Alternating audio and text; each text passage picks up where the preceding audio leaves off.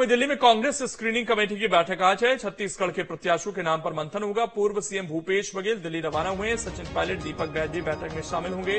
नेता प्रतिपक्ष चरणदास महंत भी मौजूद रहेंगे। रजनी पाटिल की अध्यक्षता में ये बैठक होगी। तो आज कांग्रेस के प्रत्याशियों को लेकर चर्चा होगी।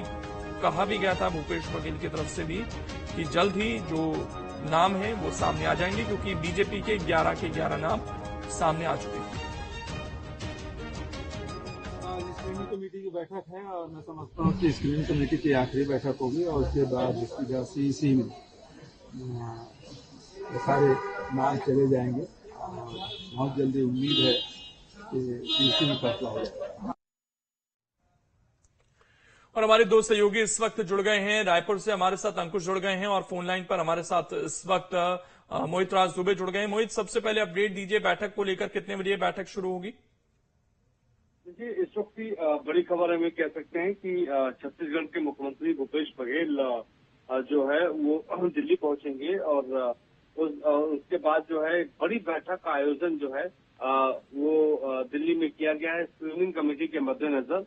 इस बैठक में रजनी पाटिल खुद मौजूद रहेंगी, जो स्क्रीनिंग कमेटी की चेयरमैन है। इसके अलावा प्रभारी मौजूद रहेंगे और छत्तीसगढ़ के लोकसभा प्रत्याशियों के ऐलान को लेकर जो है एक रणनीति बनाई जाएगी और आखिरी स्क्रीनिंग कमेटी की ये बैठक है और उसके बाद केंद्रीय चुनाव समिति की बैठक का आयोजन किया जाएगा, जिसमें प्रत्याशियों पर फाइनल मुहर पार्टी आला कमान लगा देगी। लेकिन इस वक्त हम आपको बता सकते हैं कि जो खबर हमारे पास आ रही है उसके मुताबिक भूपेश बघेल को जो है वो करीब दिल्ली जो है वो 11:15 बजे के आसपास पहुंचेंगे। अभी वो दिल्ली नहीं पहुंचे हैं।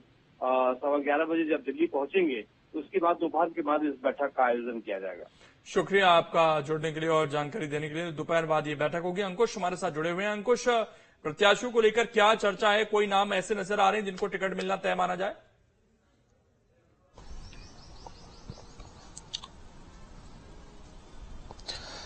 देखिए, बिल्कुल निश्चित तौर पर और भारतीय जनता पार्टी की तरफ से लोकसभा प्रत्याशियों के नाम की सूची जो है वो जारी कर दी गई है और छत्तीसगढ़ में बीजेपी ने 11 लोकसभा सीटों पर सभी सीटों पर अपने उम्मीदवार जो हैं वो उतार दिए हैं। ऐसे में अब मनोवैज्ञानिक तौर पर अगर देखा जाए तो बीजेपी एक कदम आगे चल रही है। अब कांग्रेस के सामने ये चुनौती है कि क्या जल्द से जल्द 11 की 11 लोकसभा सीटों पर नाम जो है वो तय कर लिए जाएंगे। आज की बैठक के बाद क्या नामों की घोषणा होगी, ये बड़ा महत्वपूर्ण सवाल है। और आज जब स्क्रीनिंग समिति की जब बैठक होगी स्क्रीनिंग कमेटी की, तो उसमें छत्तीसगढ़ के पूर्व मुख्यमंत्री भूपेश बघेल, इसके अलावा नेता प्रतिपक्ष चरणदास महंत और जो प्रदेश के जो प्रभारी हैं सचिन पायलट, वो सभी लोग इस बैठक का हिस्सा रहेंगे। प्रदेश अध्यक्ष दीपक बैज भी दिल्ली रवाना हुए हैं और माना ही जा रहा है कि कुछ ही देर बाद वो दिल्ली पहुंचने के बाद सीधे बैठक के लिए वहां से रवाना होंगे।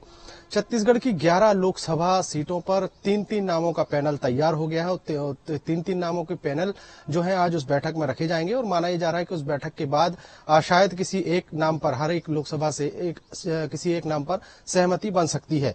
हमारे पास जो सूची है उस हिसाब से अगर देखें तो रायपुर लोकसभा क्षेत्र के लिए जो है पूर्व विधायक हैं विकास उपाध्याय, उनका नाम चल रहा है। डॉक्टर राकेश गुप्ता जो है वो चिकित्सा प्रकोष्ठ से जुड़े हुए काफी अनुभवी नेता हैं कांग्रेस पार्टी के, उनका नाम भी चल रहा है। और जो कांग्रेस पार्टी में संचार विभाग है उसके अध्यक्ष सुशील आनंद शुक्ला का नाम बड़ी तेजी से चल रहा है।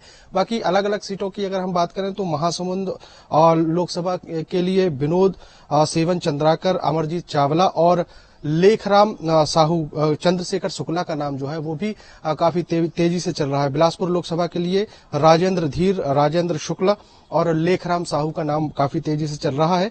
दुर्ग लोकसभा में अगर देखें तो प्रतिमा चंद्राकर और राजेंद्र साहू, मतलब यहाँ पर 2 नामों का पैनल बना है जिसमें तीसरा नाम नहीं है। तो माना जा रहा है कि जिस तरीके से दुर्ग में जो पैनल बनाया गया है उसमें प्रतिमा चंद्राकर और राजेंद्र साहू के किसी एक नाम पर मुहर लग सकती है।